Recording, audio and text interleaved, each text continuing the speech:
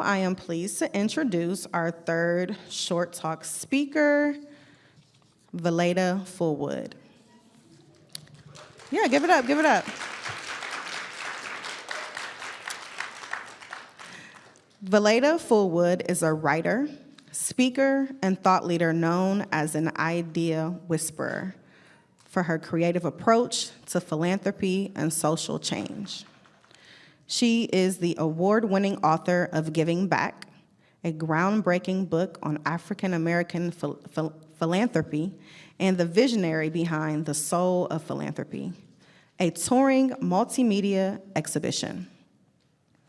Valeda's work has earned national recognition for its impact on community-led giving and advancing equity in the nonprofit sector.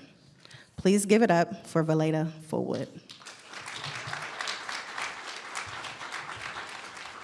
Maya Angelou has a line in her essay, The Sweetness of Charity, that says, "I have found among its other benefits, giving liberates the soul of the giver." And that quote animates my work in philanthropy and my engagement in my community. Some of the images you'll see on the screen are from my exhibit, The Soul of Philanthropy, which is why I titled it The Soul of Philanthropy, drawn from that quote. The imagery is the work of Charles Thomas, my collaborator on the book, Giving Back, a tribute to generations of African American philanthropists, and The Soul of Philanthropy, reframed and exhibited exhibition. I'll pause there, rewind, and take you back to the beginning of what set me on this path, part of my people, my story.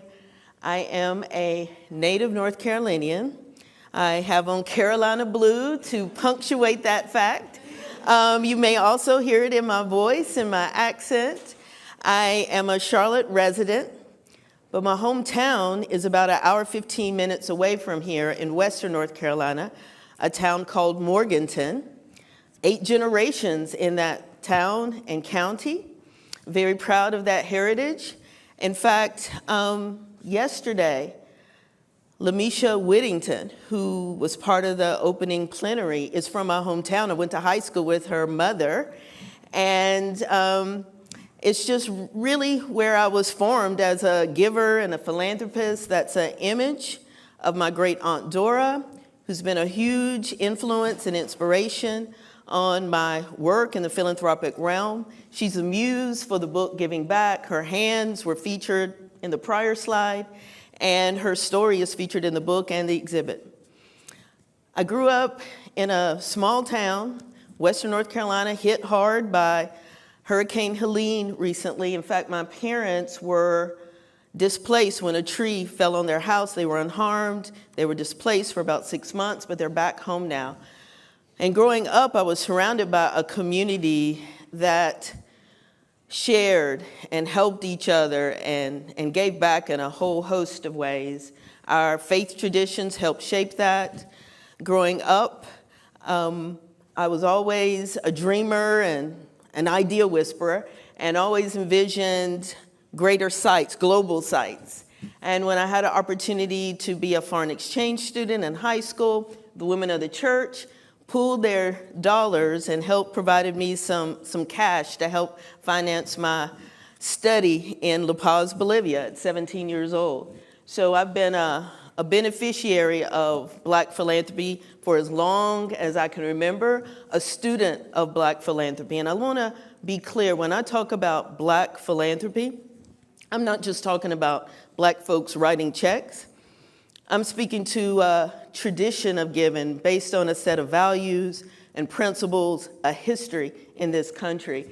And it's distinct, kind of like soul food isn't just Black people cooking. It represents a history, it tells a story, and that same respect, when I say Black philanthropy, that's what I'm talking about. And it matters because, again, it helped shape me and make me who I am. And growing up, if you can't see it, it's hard to be it. And so lifting up our stories, celebrating our stories, I found really, really important to me.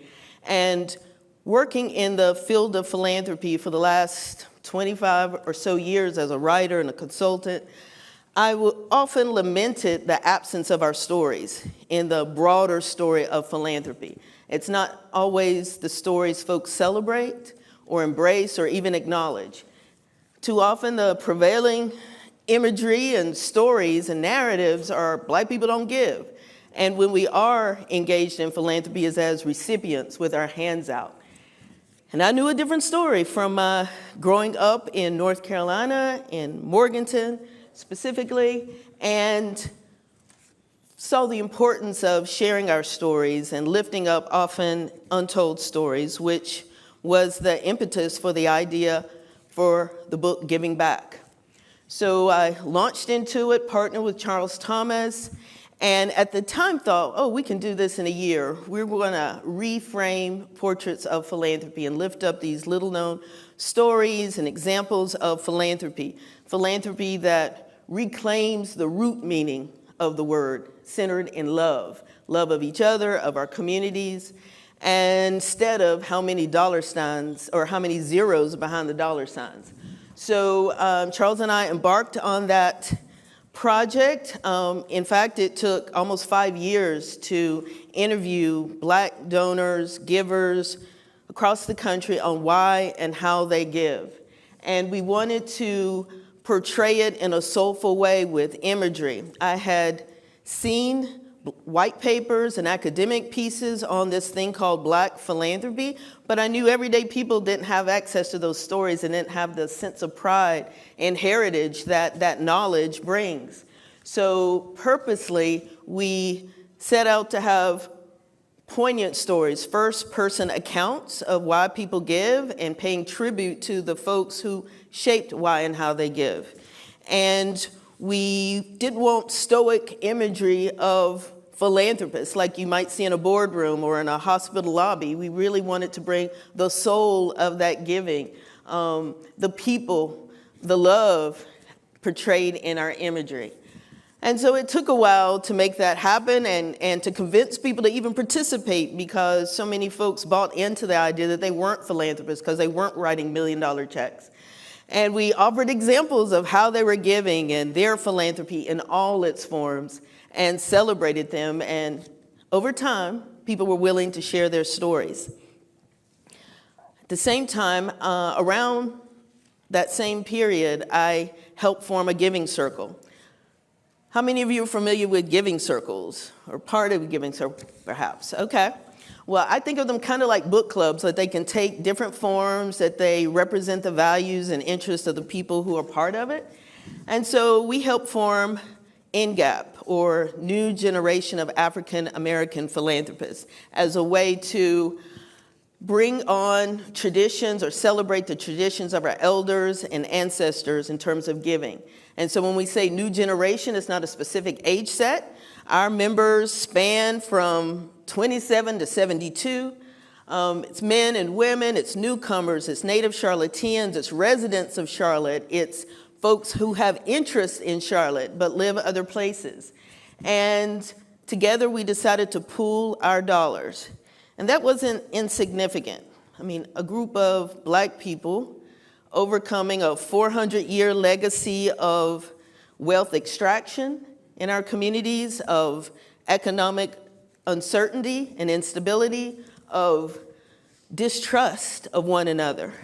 But we were able to overcome that and lean into our shared African American culture and commit to one another to pool our charitable dollars and to make grants to the community. And our grants are rather niche because we live in a city with behemoth funding institutions and corporations. So relatively speaking, our couple of $1,000 or $20,000, $30,000 isn't huge, but we brought so much of ourselves to it, our cultural competence, our proximity, our line of sight, our presence in community, our lived experiences to our giving, and we're able to establish different relationships and bring more than just our dollars through our grant making. We really leaned into our shared values and built trust with one another and created a family-like vibe when we come together, usually over food and maybe something to drink, and really work to reframe portraits of philanthropists, show up differently in our spaces and how we make grants, how we engage with each other, how we have relationships with our community partners.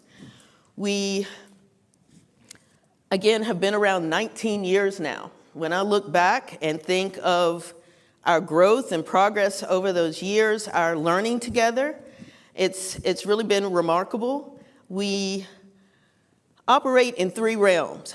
So one is our grant making. As I mentioned, it's somewhat niche, specifically focused primarily on Black communities and nonprofits leading boldly and having an impact in our communities here, and leaders who are innovative and open to new ideas and new approaches to address community opportunities and issues and challenges.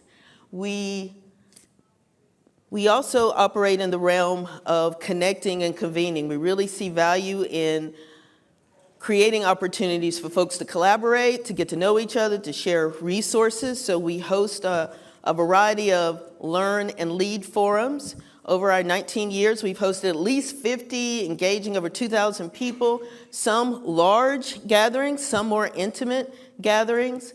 I still look back and wonder how we hosted Edgar Villanueva, a fellow North Carolinian, back here in Charlotte at Bank of America headquarters for a decolonizing wealth conversation. I keep thinking, did the bank know what we were gonna talk about that day? But we were happy for the collaboration and for the opportunity and to bring that national voice to our local community. As you heard from Hannah Hassan yesterday, Charlotte, we're a southern city. We got some challenges. We aspire to be a New South city, and as we work toward that and grapple with the past and try to come into this era, there are things that we have to call out. We have to have truth tellers like Hannah, like members of NGAP, to share our stories, to bring our testimony of what we see. Charlotte is very image conscious in many ways in her treetops story yesterday, but we like to go to the roots and be radical in sharing our truths and showing love for each other and our community in radical ways, and engaging in what can be radical philanthropy in terms of being driven and centered on love.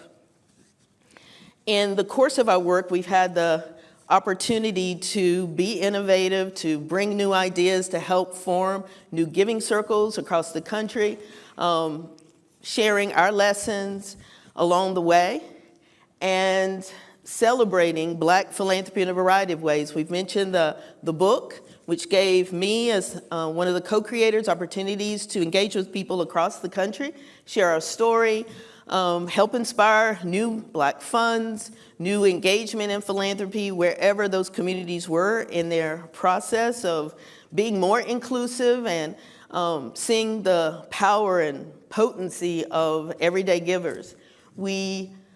With the exhibit, which was a partnership with our local HBCU, we were able to reimagine that book and make it more than just a book on a wall, but have a multimedia digital storytelling exhibition that has traveled the country over the last decade to more than 35 cities and engaged a host of folks. We see it as a vehicle for civic engagement around all the intersections of philanthropy, how faith and culture and race and history affect how and why people give.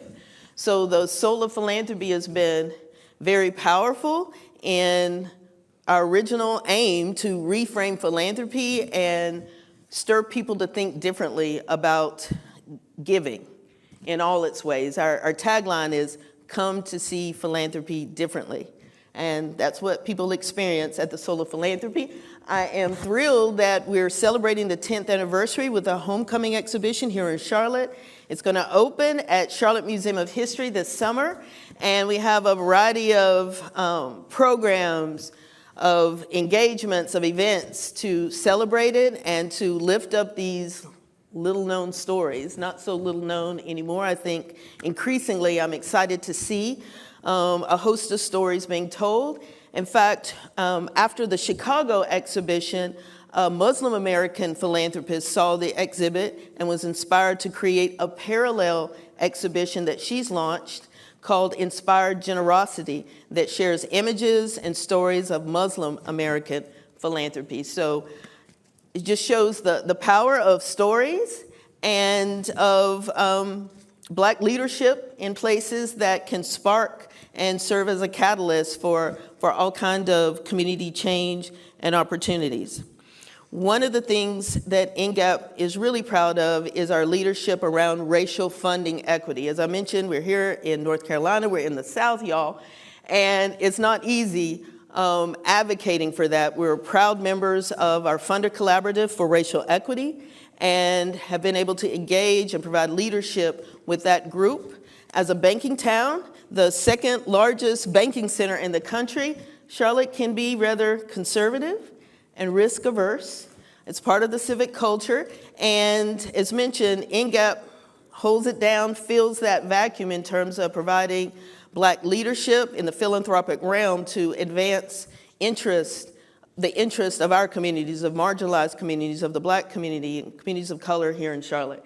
We, in the last few years, have seen significant growth in our membership. We're founded with 17 members, and we're approaching 100 members now. It's a lot as a volunteer-led and driven collective, and we see value in scaling up over the next couple of years. Next year marks 20 years, and we want to bring infrastructure and paid staff and technology and greater capital to our work in filling this vacuum that we've held down for 19 years, but recognize the challenge is far bigger than that. One of the key things along the way is we give Black. We'll lead with that. And over the years, through my research and work, I've seen that Black philanthropy has certain characteristics and features. One, we give collectively, which again reflects some of our history. And so a giving circle is in line with that tradition. We give out of a sense of mutuality in recognizing Ubuntu or my humanity and seeing your humanity. We give more than money. So if you're familiar with Ambassador James Joseph Smurf acronym, we give social capital, we bring our moral capital, we bring our intellectual capital, we bring our reputational capital and our financial capital to our grant making. And we engage with a social justice lens to our work, and which again is part of the history of Black giving. And in our grant making, in our convening, in the thought leadership that we provide in our community and beyond, we bring all those things to bear, and we found strength in that. As I mentioned, particularly in the last 4 years or 5 years since the pandemic and racial reckoning, more people want to be a part of the circle. More of our nonprofit leaders look to NGAP for leadership and guidance. Funders look for us for leadership as well, and insights and opportunities to collaborate. So out of necessity, we're scaling up with a concept we call the New Trust, which is our vision of the evolutionary successor of NGAP. The New Trust in the spirit of advancing more authentic, trusting relationships in community and presence in community. It's a new trust in terms of a brain trust of thoughtful, culturally competent experts in the field bringing analysis and data to our work and engagement and grant making. We are bringing more financial capital, so a trust in that respect as well. And we're really excited about it. We're engaging with our allies, our membership, locally, nationally, regionally, as we establish this new philanthropic entity, our region's first Black-founded, community-rooted philanthropy in the way that we envision it, advancing racial equity. We also are leveraging the upcoming exhibition of the Soul of Philanthropy, the homecoming exhibition, as a community engagement strategy to bring people along, to introduce the idea, to build buy-in and excitement, civic pride, cultural pride around what we can do, what we have done, and the power of philanthropy going forward. In closing, I will share this piece. There's a poem in the book Giving Back and in the exhibit, The Soul of Philanthropy, and it wraps up like this. This is one of the final lines. Since my aha on what it is and ain't, I can no longer justify undue restraint. With newfound awe and ardor, I think harder, weigh every factor, give and strategize blacker. And so with that, that is my call to action to you, y'all. So listen up to Give Black. And I mean that not only in the racial equity sense, but also in the spirit and the mindset of how you engage in your actions, your grant making in philanthropy. Thank you.